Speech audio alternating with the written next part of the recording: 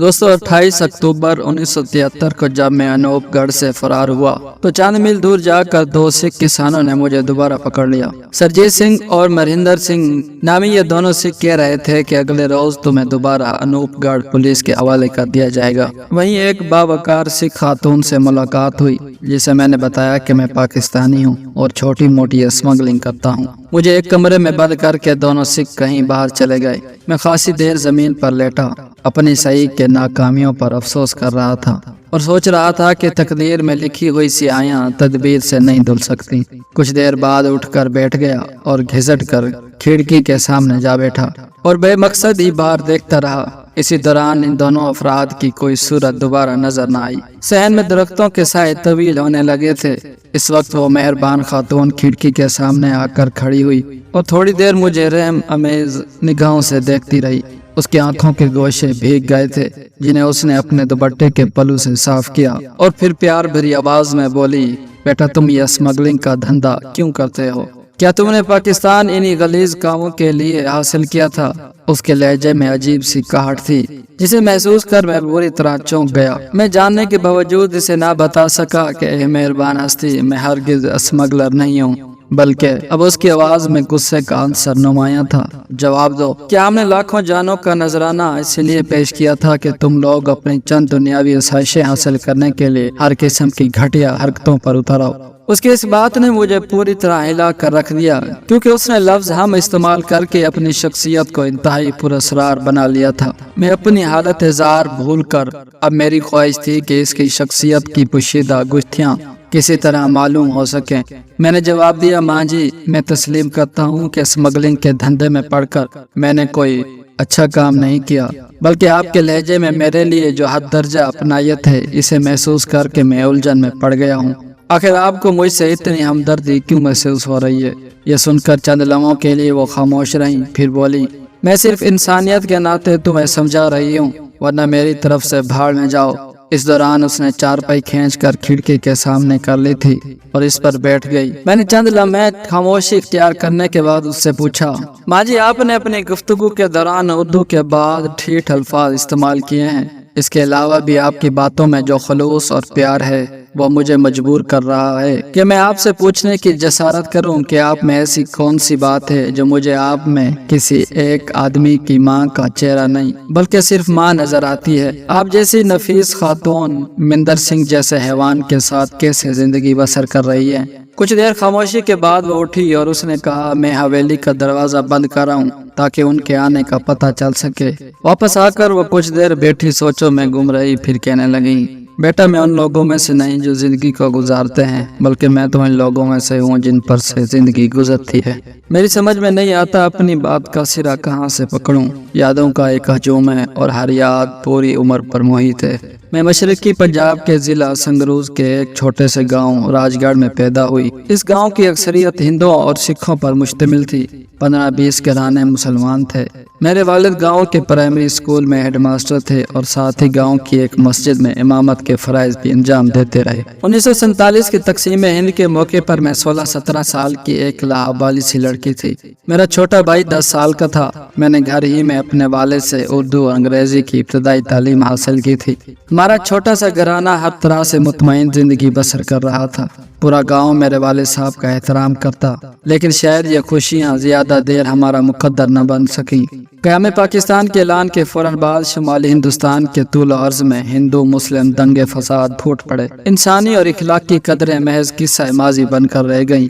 साल से इकट्ठे रहने वाले एक दूसरे के खून के प्यासे हो गए। इन हालात में मेरे वालिद ने गांव के दूसरे लोगों से मशवरे के बाद पाकिस्तान की तरफ हिजरत करने का फैसला किया, लेकिन हिंदुओं और सिखों को यह बात भी गवारा न थी और ऐन हमारी रवानगी के वक्त आसपास के गांव से मुसल्लह जत्थे वहां पहुंच गए और तमाम मर्दों को कत्ल कर दिया। नौजवान लड़कियों को उनकी माओं के सामने इज्तिमाई हवस का निशाना बनाया गया। आज भी मैं जब इन दिल खराश मंजर को चश्म तस्वर में देखती हूँ तो यकीन नहीं आता कि इब्न आदम जिल्लत की इन गहराइयों में जा सकता है। मेरा मासूम भाई बाकी बच्चों की तरह डरा सा खड़ा था। जब उसने चंद हैवानों को मेरी तरफ बढ़ते देखा जिन पर मेरी मिन्नत समाजत का कोई असर नहीं हो रहा था तो भाग कर मेरे सामने आ गया और मुझे अपनी पनाह में ले लिया। तभी एक मनहनी से हिंदू ने अपनी कुल्हाड़ी का जोरदार वार इस मासूम की गर्दन पर किया, जिससे उसका सर तन से जुदा होकर दूर जा पड़ा। इस पर इस आलिम ने शैतानी हंसी हंसते हुए कहा, अगर मुझे मालूम होता कि तुम्हारी गर्दन इतनी कमजोर है तो अपनी कुल्हाड़ी तुम्हारे गंदे खून से भ्रष्ट यानी कि नापाक न करता। अब मुझे अपनी कुल्हाड़ी गंगा जल से धोकर पवित्र करनी पड़ेगी। ये कहकर वो भी शैतानी खेल में शामिल हो गया। ये सब कुछ होने के बावजूद जमीन फटी न आसमान टूट कर गिरा। तमाम बूढ़ी औरतों को कत्ल करने के बाद सब लड़कियों को वो एक हवेली में ले गए और सब कतार बनाकर खड़े हो गए और बारी बारी अपने अशरफुल मखलूकात होने का सबूत फराहम करते रहे। नए आने वाले कतार की आखिर में अपनी बारी के इंतजार में खड़े हो जाते। इस अमल में जिंदा बच जाने वाली चंद खुश नसीबों या बदनसीबों में मैं भी शामिल थी। इसके बाद मैं एक के हाथों से दूसरे तक पहुंचती रही। आखिर सोहन सिंह ने मुझे अपने घर डाल लिया और शादी भी कर ली। वो कांगड़ा के गांव का राजपुरा का सरपंच था और बहरहाल एक हमदर्द इंसान साबित हुआ। शादी के 7 साल बाद सोहन सिंह इस दुनिया से गुजर गया और उसके छोटे भाई मरिंदर ने मुझसे शादी कर ली। यहाँ राजस्थान में भी हमने जमीन खरीदी हुई है, इसलिए मैं यहाँ कुछ अरसे मरिंदर के पास रहती हूँ और फिर कांगड़ा में अपने बच्चों के पास चली जाती हूँ। सरजीत सिंह यहाँ वाली जमीन में मरिंदर का हिस्सेदार है। ये कहकर वो खामोश होकर अपनी आंखों में आई हुई नमी अपनी उंगलियों से साफ करने लगी। मैं गुम सा बैठा इसके पुरस्मत चेहरे को तके जा रहा था। एक सवाल जो मेरे जहन में खासी देर से कुलबुला रहा था जबान पर आ ही गया। मुल्की हालात नॉर्मल होने के बाद आप पाकिस्तान क्यों नहीं गईं? ये सुनकर वो खफीफ सा मुस्कुराई और फिर संजीदा हो गई। तकसीम हिंद के कुछ अरसे बाद हालात वाकई नॉर्मल हो गए थे। मैं चाहती तो पाकिस्तान जा सकती थी, लेकिन इस मामले में चंद बातें आड़े आईं, वरना इस जन्नत अर्जी में जाने की ख्वाहिश जिसके लिए हमने लाखों जानों का बलिदान दिया किसे नहीं हो सकती। मैं शुरू में कर्ब और रज़ियत के जिस जहन्नम से गुजरी थी, इसके बाद अपनी नजरों में खुद ही इतना गिर गई थी कि अपने आप को इस मुकद्दस धरती पर पांव रखने के काबिल न समझती थी। इसके बाद मेरी औलाद हो गई और मैं इन्हें बेयारो मददगार छोड़कर जाने की हिम्मत अपने अंदर पैदा न कर सकी, क्योंकि मैं नहीं चाहती थी कि मेरी बेटियां यहाँ सारी उम्र अछूतों जैसी जिंदगी बसर करने पर मजबूर हों। मेरी गैर मौजूदगी में एक मुसलमान खातून की बेटियां होने के नाते इन पर गैरों जैसा सलूक होता। वैसे जहाँ तक पाकिस्तान से मोहब्बत का ताल्लुक है, मेरे और मेरे रब के दरमियान मामला है। क्या तुम यकीन करोगे कि अगर मेरे बच्चों को कोई बीमारी या तकलीफ होती है तो मैं लफ्ज पाकिस्तान पढ़कर इनकर फूंक मारती हूँ और मेरा सच्चा रब मेरे इस अंधे एतकाद की लाज रखते हुए उनकी तकलीफ दूर कर देता है। मेरी हर सांस में ये पवित्र नाम रचा हुआ है। जहाँ तक इस वक्त पाकिस्तान जाने का ताल्लुक है, साफ बात है कि अब मैं वहाँ जाना ही नहीं चाहती। मुझे मालूम है कि दूर के ढोल सुहाने होते हैं, वहाँ जाकर मेरा बनाया हुआ हसीन ख्वाबों का शीश महल यकीनन टूट जाएगा, क्योंकि मेरे सपनों का पाकिस्तान वो नहीं जो वहाँ के हुक्मरानों का पाकिस्तान है। मैं मूर्ख नहीं हूँ, मुझे अखबारों और रेडियो के जरिए मालूम हुआ है कि वहाँ पाकिस्तान तो है मगर कोई पाकिस्तानी नहीं। कोई पठान है तो कोई बलोची, किसी के लिए सिंधी अजरा की सरमाया हयात है तो कोई पंजाब की पग पर दाग ना लगने को अपनी सारी जिंदगी का माहासिल समझता है। तुम्हें क्या मालूम कि मशरकी पाकिस्तान की अलहदगी के रोज मुझे अपना मासूम भाई कितना याद आया था, जिसकी नाज़ुक गर्दन हिंदुओं ने कुल्हाड़ी के साथ धड़ से अलग कर दी थी। अगर तुम मेरे पाकिस्तान में कभी पहुंचो तो लोगों को बताना कि जमीन का ये खिता इतनी अर्जा शे नहीं।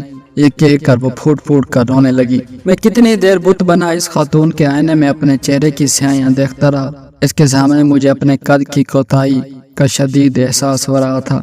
लम्हों का फासला सदियों में तय होता महसूस हो रहा था। शाम रात की तारीखी में बदल रही थी जब वो उठी और कहने लगी, तुम्हें भूख लगी होगी, मैं तुम्हारे लिए रोटी लेकर आती हूँ। कुछ देर बाद लौट कर आई तो बोली, तुम्हारे कमरे का दरवाजा तो बंद है और चाबी मरिंदर सिंह ले गया है। खिड़की की सलाखों से ही रोटी पकड़ लो।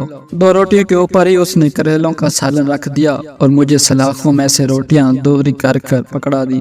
खाना खाने के बाद उसने बाहर से पानी उंडेला जो मैंने ओक लगा कर पी लिया। फिर उसने ये कहते हुए कि मैं तुम्हारे लिए दरवाजा तो नहीं खोल सकती, खिड़की में से चारा काटने वाली दरांती लाकर मुझे दी और बोली, दीवार कच्ची मिट्टी की है, रात इनके सोने के बाद तुम अगर दरांती से दीवार कुरेदोगे तो थोड़ी देर बाद इतना शगाफ हो जाएगा कि तुम बाहर निकल सको। यहाँ से पाकिस्तान सरहद 4 मील दूर मगरब में है। اگر قسمت نے تمہارا ساتھ دیا تو اپنے وطن پہنچ جاؤ گے۔ میں اب جاتی ہوں کیونکہ ان دونوں کا آنے کا وقت ہو گیا ہے، کہیں انہیں شک نہ ہو جائے۔ خدا تمہیں کامیاب کرے۔ یہ کہہ کر وہ عظمتوں کی عظیم ہستی وہاں سے چلی گئی۔ میں اپنے فرار سے زیادہ اس کے بارے میں سوچتا رہا۔ اللہ حافظ۔